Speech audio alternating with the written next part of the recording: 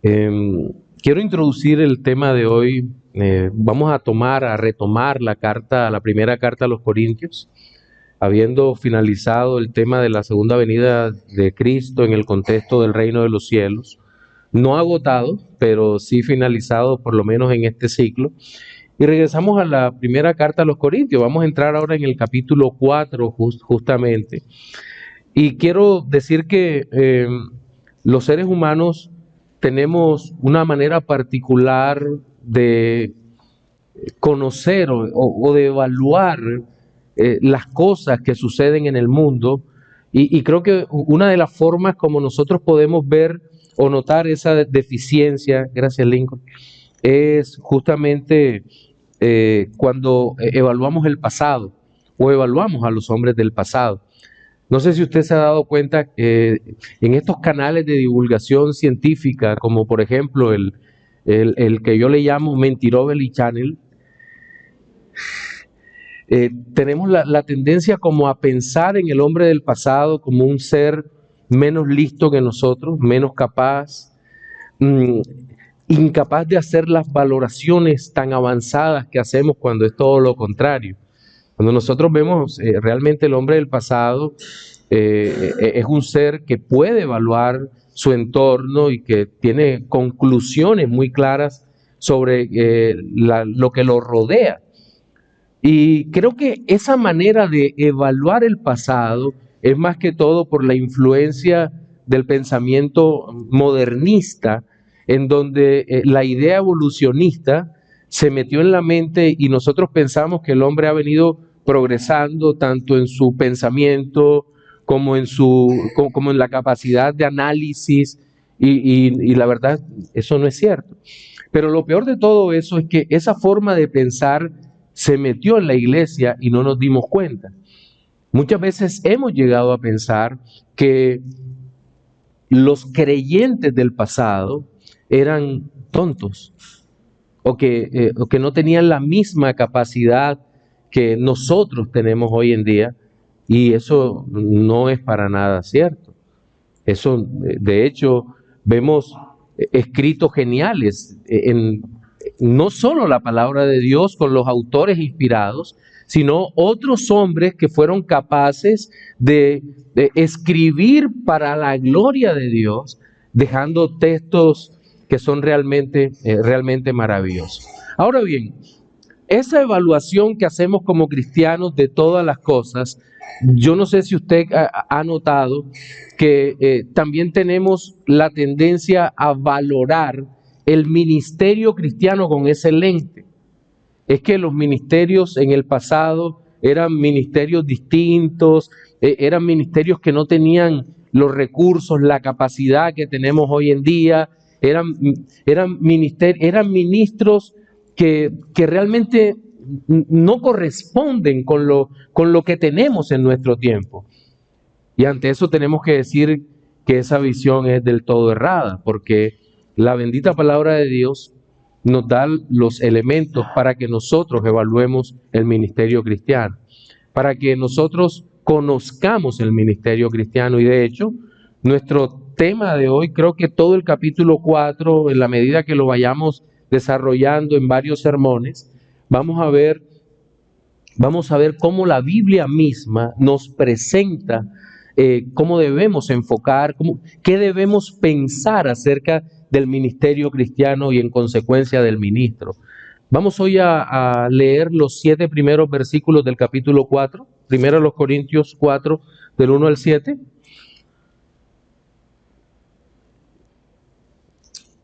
Y allí vamos a ver cómo es el ministerio cristiano. El título es Conociendo el ministerio cristiano. Bien dice la palabra del Señor. Voy a leer en Reina Valera.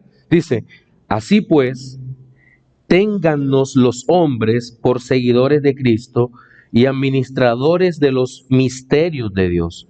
Ahora bien, se requiere de los administradores que cada uno sea hallado fiel. Yo en muy poco tengo el ser juzgado por vosotros o por tribunal humano, y ni aun yo me juzgo a mí mismo, porque aunque de nada tengo mala conciencia, no por eso soy justificado. pero el que me juzga es el Señor. Así que no juzguéis nada antes de tiempo, hasta que venga el Señor, el cual aclarará también lo oculto de las tinieblas y manifestará las intenciones de los corazones, y entonces cada uno recibirá su alabanza de Dios. Pero esto, hermanos, lo he presentado como ejemplo en mí y en Apolos, por amor de vosotros, para que en nosotros aprendáis a no pensar más de lo que está escrito, no sea que por causa de uno os envanezcáis unos contra otros. Porque ¿quién te distingue? ¿O qué tienes que no hayas recibido? Y si lo recibisteis, ¿por qué te glorías como si no lo hubieras recibido? Es un texto realmente maravilloso el que acabamos de leer. Conecta este primer capítulo con lo que hemos venido hablando en la carta. ¿Se acuerdan que lo que vemos en Corintio es una iglesia que está al borde de las divisiones? No digo que ya estaba dividida, pero está al borde de las divisiones porque hay múltiples partidos, cada uno tiene un enfoque un poco distinto y hay preferencias en cuanto a los ministerios. Y el apóstol Pablo conecta con todas las exhortaciones que él viene hablando a manera de conclusión, para que conozcan cómo deben pensar del ministerio cristiano. Y en la primera parte, o el primer punto, que es la parte en donde voy a hacer más énfasis y que lleva por título Conociendo el ministerio cristiano, que lleva el mismo título del sermón, quiero enfatizar en esta parte el pensamiento que debe tener la iglesia o que debería tener la iglesia acerca del ministro. Nótese que el apóstol empieza con este enlace, así que téngannos los hombres por servidores de Cristo y administradores de los misterios de Dios. Ese primer versículo creo que es lapidario para cualquiera que tenga una visión distinta de lo que debe ser un ministro cristiano. Y digo esto porque en nuestro tiempo presente hay una terrible confusión, y creo que la había con mayor razón en el primer siglo porque no tenían todo el texto bíblico, y nosotros nos enredamos a pesar de que tenemos todo el texto bíblico. Hoy en día podemos tener una visión del ministerio cristiano parecido al del judaísmo del primer siglo y no son equivalentes o correspondientes, ¿cierto? Los ministros de la iglesia no son los ministros del templo. El sacerdocio del cual hablamos o podríamos mencionar dejó de ser un sacerdocio limitado a la clase aarónica, y lo que observamos es que todos los creyentes somos sacerdotes porque Jesucristo nos hizo reyes y sacerdotes. Por lo tanto, no hay una equivalencia entre el sacerdocio y el ministerio cristiano o el pastorado, sino que los pastores, los ministros del Señor y todo el ministerio de la palabra llegó a ser de una nueva clase en donde prima el servicio al Señor sujeto para la gloria de Dios.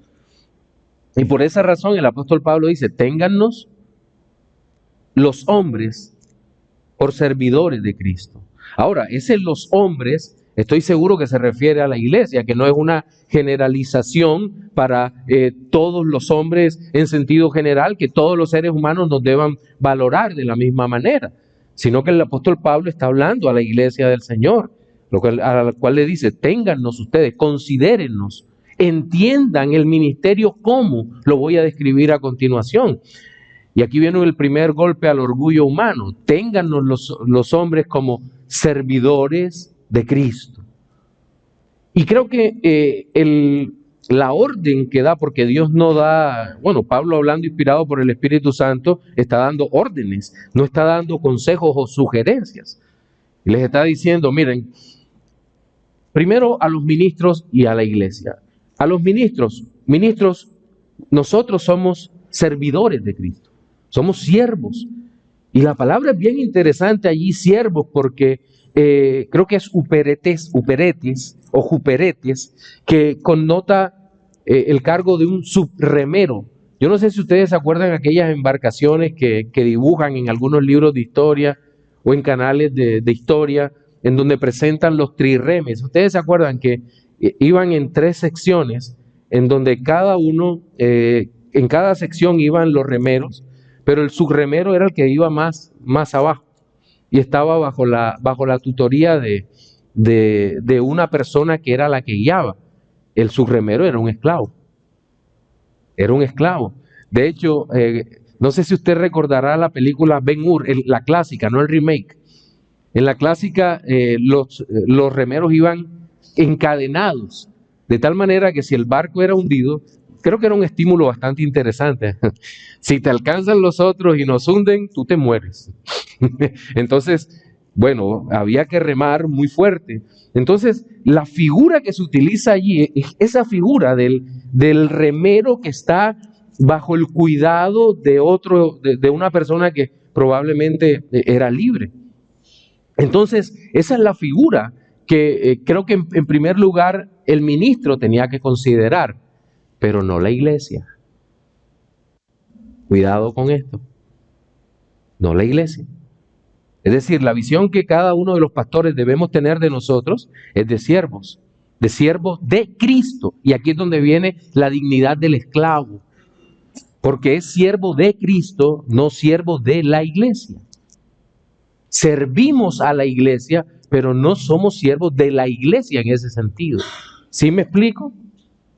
Entonces, por eso es la dignidad del siervo, porque el siervo es un siervo del Señor. Ahora bien, entiendo que en nuestro tiempo, por eso estamos conociendo el ministerio cristiano, en nuestro tiempo esto se ha llevado al extremo, a cualquiera de los dos extremos.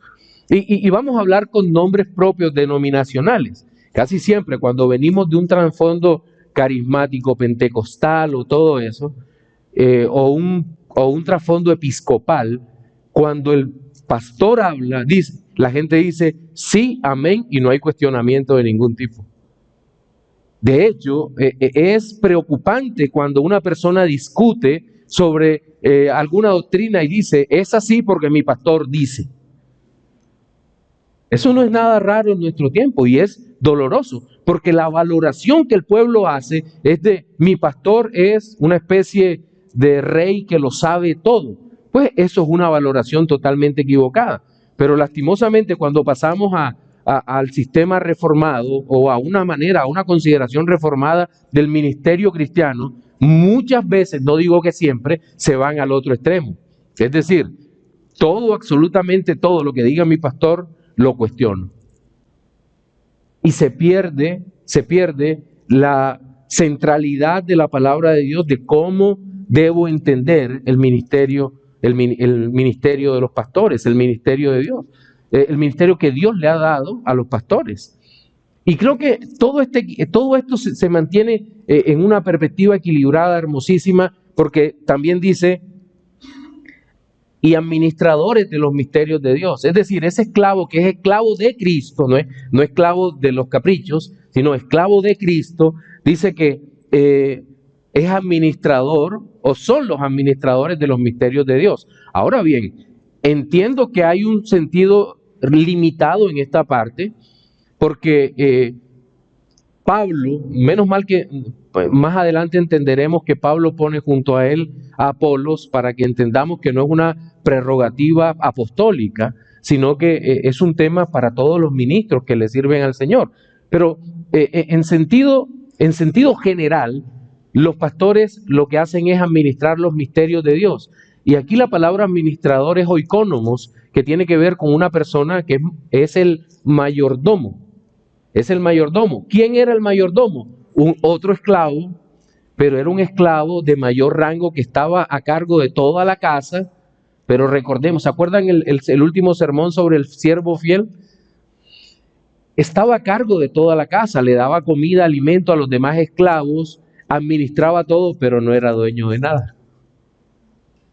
Y en este caso, el administrador es el administrador de los misterios de Dios. ¿Y cuáles son los misterios de Dios según el Nuevo Testamento? La doctrina del Nuevo Testamento, ¿qué dice sobre los misterios de Dios? Pues que el misterio de Dios es el Evangelio. Estamos llamados a ser, y me gusta porque la composición de la palabra griega nos da la impresión de que el mayordomo tiene que ser diligente en la presentación del misterio de Dios, del evangelio. Ustedes recuerdan que en el antiguo pacto el misterio de Dios, de la gracia, estaba circunscrito al pueblo de Israel, a la nación judía. Totalmente. Los demás pueblos no conocían la palabra de Dios. Pero ahora, en este nuevo pacto, nosotros vemos que el evangelio ha sido predicado a muchas naciones, a hombres y mujeres de todos los lugares del mundo. Y el misterio de Dios ha sido revelado, es decir, Cristo ha sido dado a conocer a través de la predicación. Por lo tanto, cuando habla de los misterios de Dios, la palabra de Dios se refiere a la proclamación del evangelio. Pero ¿cómo se proclama ese evangelio? Dice el texto que, ahora bien, versículo 2, se requiere. Mire, ¿quién lo requiere? Es evidente que es Dios el que lo requiere. Se requiere de los administradores que cada uno sea hallado fiel. Y este texto es bien hermoso porque dice, cada uno sea hallado fiel.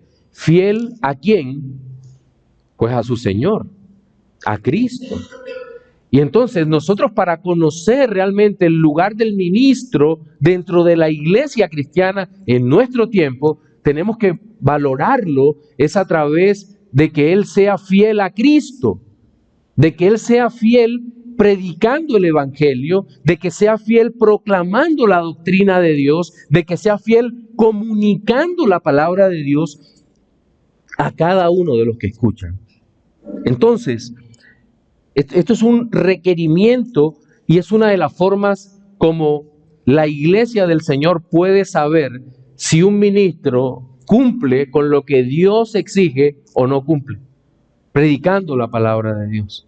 Y el tema sigue siendo interesante porque más adelante, en el versículo 3, el apóstol Pablo, entendiendo esto, dice, yo en muy poco tengo el ser juzgado por vosotros. Es decir, miren, yo sé que ustedes son la iglesia del Señor, pero la evaluación que ustedes hagan sobre mí me preocupa muchísimo menos que la evaluación que el Cristo de la gloria, de quien yo soy esclavo, haga sobre mí. Esa es la que realmente me preocupa.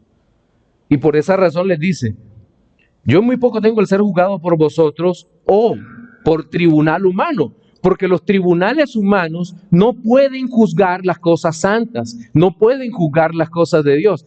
Creo que esto es bastante interesante porque nos muestra claramente que el Estado, que el gobierno no puede meter sus narices en la iglesia del Señor. No puede decir como intentó una gobernadora de un estado en los Estados Unidos, donde le escribió al pastor diciéndole que por favor le enviara sus sermones antes de predicarlo para ver si ella aprobaba que los predicara. Claro, una gobernadora que apoya la agenda LGBT, IQ+, plus, Z, etcétera, etcétera. Y aquel varón le escribió y le dijo, no, lo voy a hacer y haga lo que quiera. Se quiso parar de cabeza, de pestañas, todo, pero la corte falló a favor de él. Y dijo, usted no puede meterse en la iglesia a tratar de espiar su libertad. Ellos están en libertad de predicar lo que quieran. Sí, entonces, pero nosotros vemos que Pablo dice, ningún tribunal humano ni puede juzgar lo que nosotros somos. Y dice, y más aún dice, ni yo mismo me juzgo. Es decir, yo mismo no tengo la capacidad de juzgar lo que yo hago, porque seguramente voy a estar condicionado por mi simpatía hacia mí mismo, ¿no? Claro, todos nosotros creemos que hacemos las cosas bien. Y dice, porque aunque de nada tengo mala conciencia, es decir, no recuerdo haber hecho nada que haya afectado a la iglesia del Señor o que haya proclamado una doctrina diferente de la que realmente el Señor me manda a proclamar o que no he cumplido con lo que Dios me ha llamado. Yo en mi mente no recuerdo nada de eso, pero a pesar de eso, no por eso soy justificado. Y aquí no se refiere a la justificación por la sola fe en Jesucristo, es decir, la justificación para salvación, sino que en este texto se refiere a la justificación del ministerio. Dice, aunque yo no tengo conciencia de que haya hecho nada malo para el ministerio, eso no significa que yo haya sido realmente justificado. Pero el que me juzga es el Señor. Y aquí manifiesta una preocupación clara de que el que lo juzga es el Señor. Hay mucha gente que dice, no me juzgues, porque el que juzga es el Señor. Y añade un predicador reformado, dice, ¿y eso no te preocupa?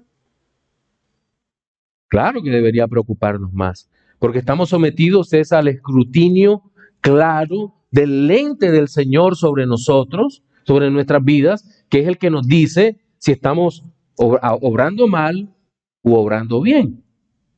Así que no juzguéis nada antes de tiempo, le dice ahora a la iglesia. Seguramente Pablo estaba pasando Pablo y Apolos estaban pasando por una crítica pero muy fuerte por parte de la iglesia.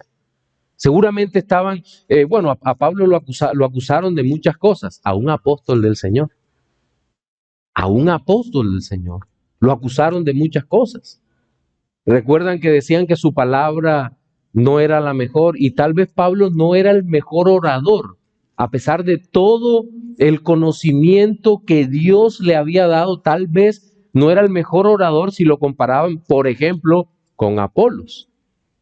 Pero Pablo no le preocupaba eso, a él lo que le preocupaba era presentar a Cristo y a Cristo crucificado, presentar el Evangelio como verdad suprema de la salvación, como la máxima manifestación de la gloria de Dios.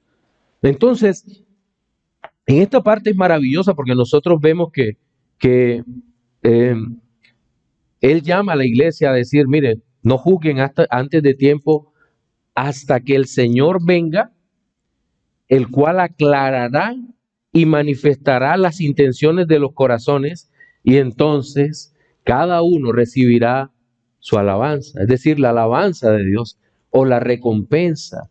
No significa que los predicadores trabajan por la obtención de una recompensa aquí y ahora, sino que los predicadores, los hombres de Dios, trabajan para la gloria de Dios, entendiendo que el Dios Todopoderoso, el Dios Santo, bendecirá abundantemente su labor si la han hecho con fidelidad o si la hemos hecho con fidelidad en todo tiempo.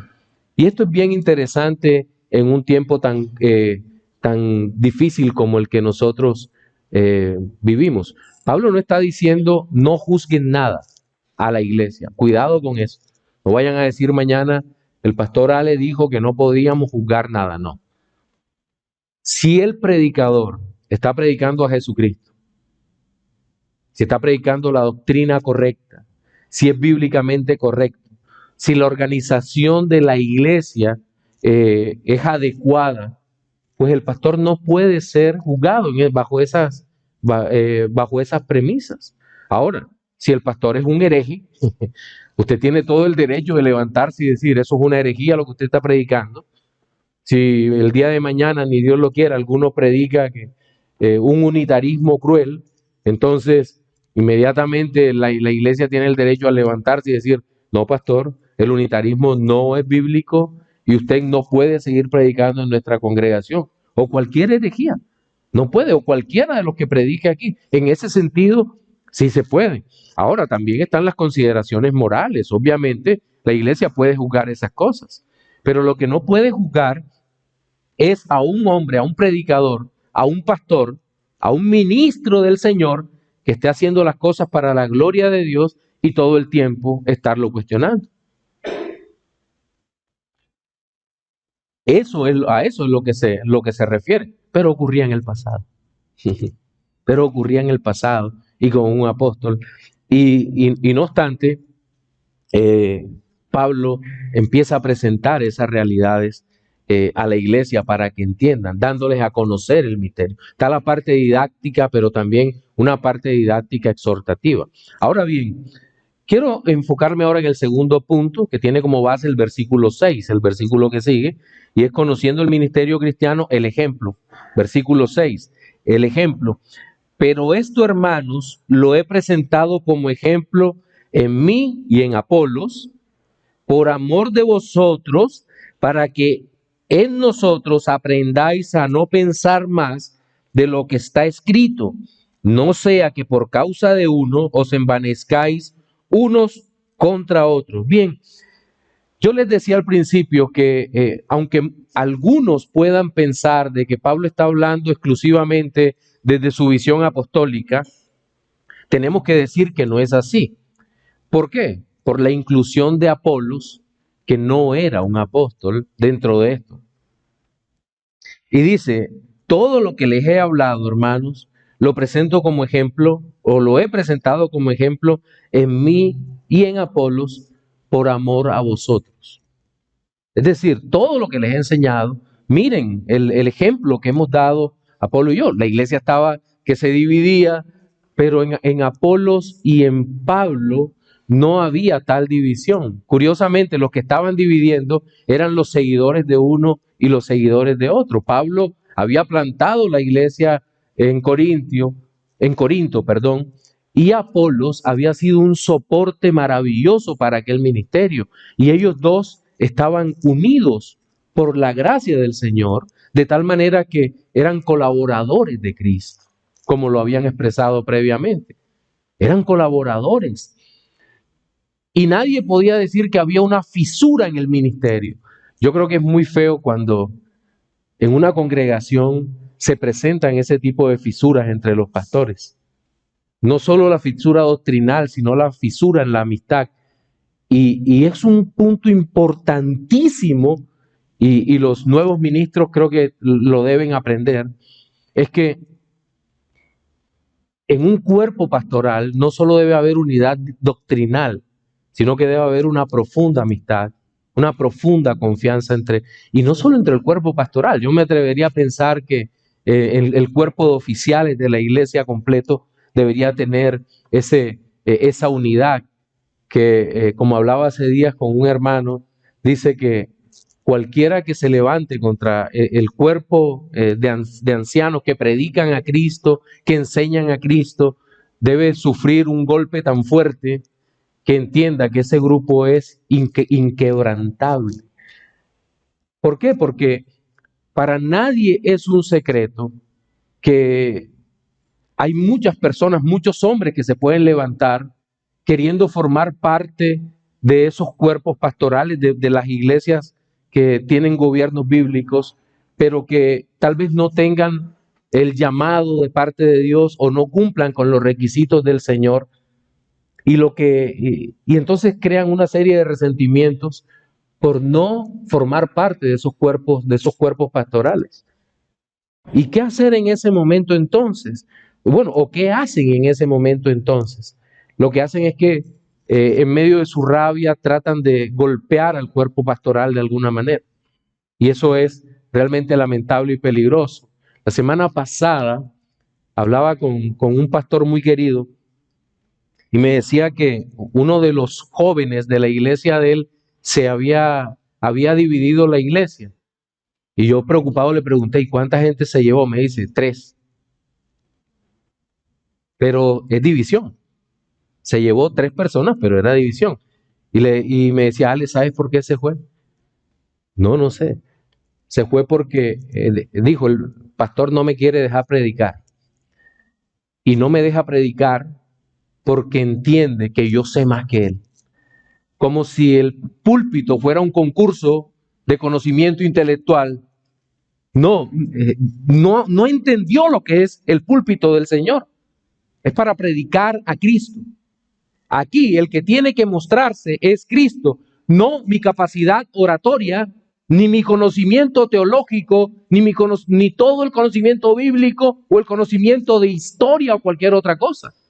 Estamos en el púlpito es para proclamar que Cristo es el Salvador y que Él sostiene nuestra vida. No estamos para otra cosa. Y seguramente esa es la razón por la cual nosotros vemos que hombres aparentemente con menos capacidades, el Señor los usa para llevar el evangelio a multitudes. ¿Por qué? Porque el Señor lo llamó.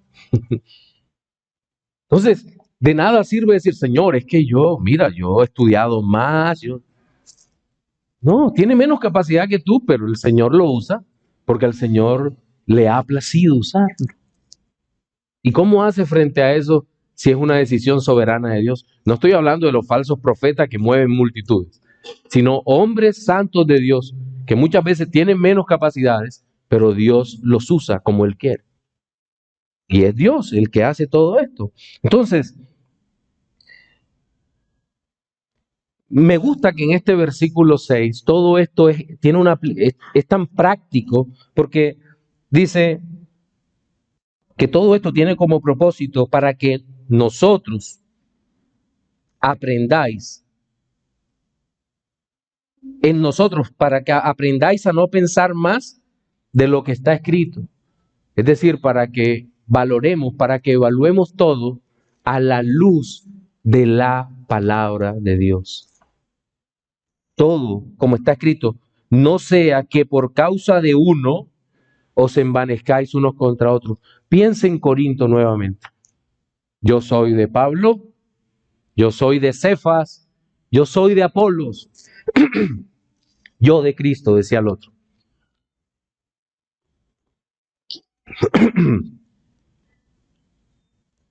Pero ¿qué ocurre cuando hay divisiones? Se envanecen los corazones.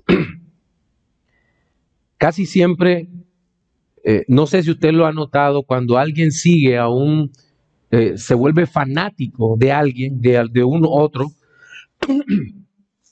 termina de alguna manera envanecido porque sigue al otro. Voy a usar nombres propios. Por ejemplo, el que admira a Arcis Sproul. Yo admiro a Arcis Sproul. Dice, bueno, pero es que yo admiro a Arcis Sproul. Y Arcis Sproul tal vez era el teólogo más grande del siglo XX. Pero por allá sale otro y dice, no, yo admiro a John MacArthur. No importa su dispensacionalismo, yo admiro a John MacArthur. Entonces dice, no, pero es que mira la diferencia. El uno acusa al otro de que bautizaba niños y el otro acusa al otro del dispensacionalismo, en fin. Y una serie de discusiones en donde se empieza a ver la arrogancia del corazón, porque yo nunca vi peleando a Sproul con MacArthur. Eran grandes amigos, los mejores amigos. Pero los seguidores forman partidos. Así era en aquella época. El seguidor de Pablo, el seguidor de Apolos, el seguidor de Pedro formaban partidos. Ahora, no estoy diciendo que usted no tenga predicadores favoritos. No, eso es inevitable, no tener predicador favorito. Yo también tengo el mío y lo he dicho abiertamente. Mi predicador favorito es el pastor Oduber. Y puedo escucharlo hablando 10 horas, pero como les dije la vez pasada, no le digan porque predica 10 horas. Entonces arrepiéntete, Odu, no vayas a predicar ese tiempo. Pero entonces, ¿qué pasa? Nosotros, mis hermanos, tenemos que ser muy cuidadosos de que nuestra preferencia no se vuelva un sectarismo. Que la manera como entendemos, porque eso crea vanidad entre uno y otro. Sí, no, cuidado con eso. Cuidado con lo que hacemos. Entonces, veamos el ejemplo que puso Pablo y eso nos ayudará a conocer mejor el ministerio cristiano. Pero finalmente, en el tercer punto, quiero hablar sobre conociendo el ministerio cristiano, la exhortación. Entonces, hablamos de la generalidad del ministerio cristiano del versículo 1 al 5. Luego en el 6 vimos el ejemplo y ahora la exhortación. El versículo 7 es una fuerte exhortación contra todo corazón envanecido del ministro y un llamado para que la iglesia del Señor sea muy cuidadosa en cómo valoramos las realidades. Mire lo que dice el versículo 7. Vamos por partes. Hay tres preguntas de fácil respuesta o de respuesta automática. Porque ¿quién te distingue? Es decir, ¿quién te diferencia? ¿Quién te diferencia o por qué te vas a diferenciar? No, yo me diferencio porque yo soy un seguidor de Pablo. Nadie a simple vista te puede diferenciar. O porque soy seguidor de Apolos. Y si lo eres, ¿qué? ¿Qué te distingue? O sea, ¿qué te hace distinto de los demás? En un sentido somos diferentes, todos tenemos capacidades distintas. Dios ha derramado más gracia en uno que en otros. ¿Estamos de acuerdo en eso, cierto? Sí. Dios derramó seguramente más gracias en la exposición de Apolos que en la exposición de Juan. Pero en Juan se ve un amor tan distinto. Ellos sí, hay distinción entre ellos. Y en eso estamos de acuerdo. Pero distinción visible, fácil, por el solo hecho de que tú sigues a uno u otro, eso no tiene mucho sentido. ¿Quién te distingue? ¿O qué tienes que no hayas recibido? Esta es la segunda parte de la exhortación. Todo lo que, ministro, tú tengas, lo tienes, pero lo tienes porque Dios te dio un don. Te dio un don.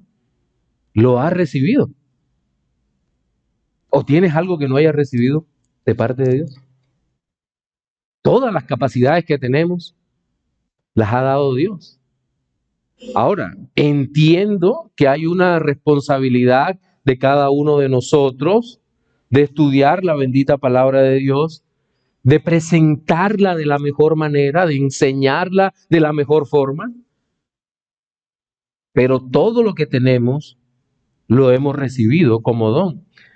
Y en la sección que cuando el Señor nos permita exponer desde el capítulo 12 de esta misma carta hasta el capítulo 14, vamos a leer una verdad maravillosa, que Dios es el que entrega los dones, que el Espíritu Santo es el que entrega los dones, que Jesucristo es el que entrega estos dones, y todo es dado por Dios para la gloria de Cristo, al servicio de una iglesia. Y eso no puede olvidarse nunca por parte de los que servimos y de los que ven. Porque esto nos ayuda también de alguna manera a valorar, pero también a cuidarnos de no idolatrar a los pastores. Todo lo que tenemos ha sido dado de manera maravillosa por Dios. Y hay de nosotros si no proclamamos la verdad de Dios conforme Él nos ha dado estos dones, porque para esto es para la gloria de Dios. Y cierra con una última pregunta maravillosa. Y si lo recibiste, ya Pablo lo da por sentado, lo recibiste. Nadie es capaz de tomar esos dones que Dios tiene y traerlo para sí, decir, es mío.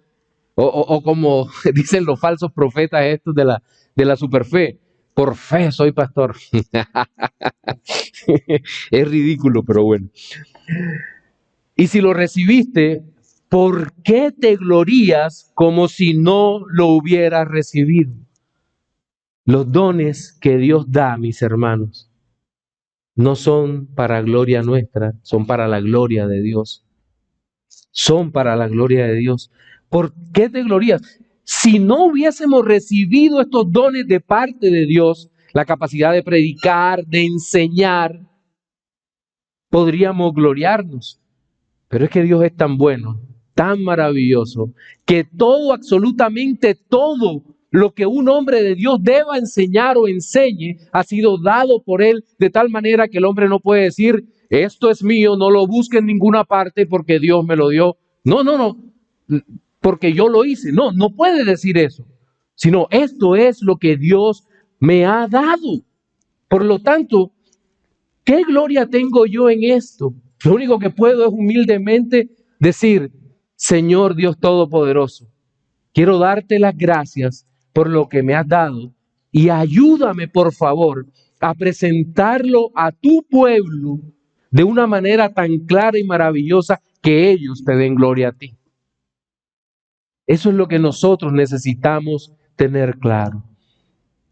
Mis hermanos, en esta mañana hemos visto 3 aspectos relacionados con conociendo el ministerio cristiano. El primero lleva por título, tiene el mismo título, el primero de los puntos, conociendo el ministerio cristiano. En el segundo vemos conociendo el ministerio cristiano, el ejemplo, y hablamos de cómo Pablo se presenta a él y a Apolos como ejemplo ante la iglesia. Y tercero vimos conociendo el ministerio cristiano, la exhortación, en donde vimos 3 preguntas que son de fácil respuesta para los ministros y para la iglesia de cómo debemos entender el servicio para la gloria de Dios. Teniendo eso en mente, permítanme hacer 2 reflexiones finales. La primera de ellas es para los no creyentes.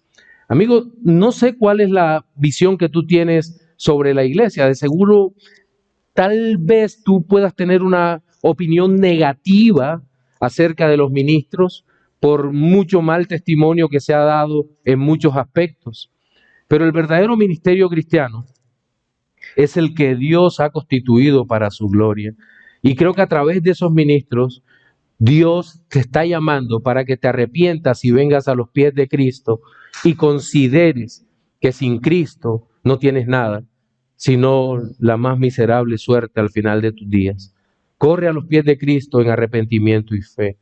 Para los creyentes, mis hermanos, tenemos herramientas para conocer, para valorar el ministerio cristiano, para poder evaluar lo que se nos enseña acerca de los ministros y de cómo debemos percibirlo nosotros de manera equilibrada, para que amemos a los que sirven al Señor y de parte del Señor proclaman las verdades a la iglesia, de tal manera que seamos cuidadosos con todo esto, diligentes en orar por ellos y los amemos, de tal manera que ellos puedan seguir haciendo la obra que el Señor les ha mandado. Amén.